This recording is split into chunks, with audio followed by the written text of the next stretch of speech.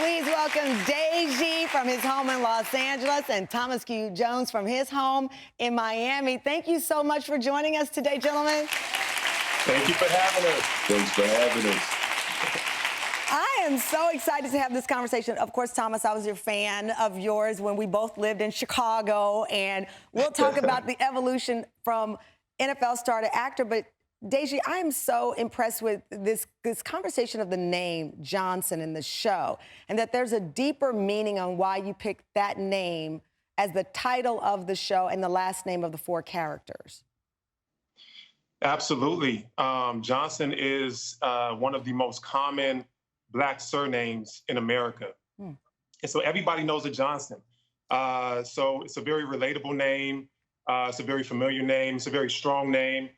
But at the same time, it's really symbolic of the plight of us having all these commonalities. You know, even though we can be vastly different, we can have different perspectives on many things in life, we're all bound by being Black men in America. And so symbolic of that, you know, all the things that we go through, just having that commonality with the last name. You say an interesting word, bound by being a Black man in America. Thomas, you reached this pinnacle in this career, 12 years in the NFL, one of the best to do it. I remember seeing a photo spread, a very handsome photo spread of you, and it said you were leaving football, going into acting. And I'm going to admit to you on live TV, I thought, what? That's not what he's supposed to be doing. I stereotyped you. I thought, why is it? That's not what he's supposed to be doing. He's supposed to be on ESPN commentating. He's not supposed to be acting. How did you beat back that stereotype that even I stupidly allowed into my head? Well, I've never compartmentalized myself in life. You know, I've always, been whatever I wanted to be. You know, when I'm playing football, I'm a football player. I had a music label for a couple of years, so I was a, music producer. And then when I decided to be an actor, then I became an actor. You know, I put the work in. I studied the craft, no matter what it is, and I want to be the best I can in it. And acting was an incredible segue for me to a post-career, because all the tools that I used in football, I was able to transfer into acting. Give me an example of one of those things, because I can't think of one thing that football and acting have in common other than Hard Knocks. Well, the thing about it is that they're kind of similar. You know, football, you have your playbook, right? The more you know your playbook, the harder you work, the more you study, the more you're going to be able to be natural on Sundays when you're in the game. The same thing with the script. You know, the more you focus on the script, the more you know your character, your backstory, you do the work. And once they say action, then you just react. You're not even thinking. So a lot of those things that I learned in football were easily transferable. I was blessed enough to meet Deji in 2017. And just become brothers immediately, and then produce our own content and come up with our own production company, Midnight Train Productions. And Johnson was the first project. And I know that you had trouble, like anything, a new idea, had trouble, Deji, getting it out there, getting people to buy it, so you struck out on your own.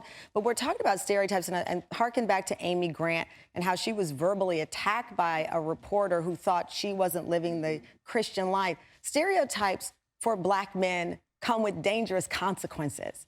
It comes with police brutality. It comes with seeing you as a threat and a danger, just as her stereotypes nearly derailed her career. So when we say this, it's not just like, oh, well, some people think I'm this way.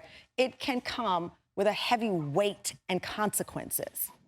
Yeah, absolutely. You know, I remember vividly one time when I was driving in Pasadena, California. It was like 10:30 at night. I was pulled over by the police for driving a Corvette. And he flat out told me, you know, what are you doing in this neighborhood at night? Drug dealers usually drive through here. So it was this assumption. And this is something that we have to live with consistently on a daily basis. It's things that when I look at Thomas, I know that he goes through the exact same things that I go through, and other Black men in America as well. We have a lot of stereotypes, you know, that we're void of emotion, that we can be angry, that, you know, we're one-dimensional in a lot of ways. And I think with this show, it was an opportunity for us to break some of those stereotypes, take those stereotypes and flip them, right? Give more backstory, show that, you know, we're vulnerable just like anybody else, show that we're hardworking, we have good intentions, we fall in love like everybody else. And we do communicate when we feel like we have a safe A pace. safe space. So is it like the black male Sex in the City? I mean, I know, I'm live, so it's out of my mouth now. And the reason why I say that is because we don't often see camaraderie and friendships amongst black male friend circles. You've had great shows, The Game. There have been others. But thankfully, as women, we've had Living Single, which we need back, and other things like that. But I haven't seen it done from the lens that you've created with black male friendship bonds. Well, historically, I don't think it's a secret that black men and black women haven't been fairly represented in media. But I think black women have done a phenomenal job over the past however many years, 5, 10 years, of controlling their own narrative, controlling your own narrative, and telling stories that matter. Yeah, absolutely. It's beautiful. I commend that. And I feel like black men, we got to play catch up. We have to take control of our own narrative and portray us in the light that we want to be seen. And so we have a lot of stories to tell, and brotherhood and camaraderie and friendship that's organic and relatable that represents the vast majority of black men is an important topic on the show.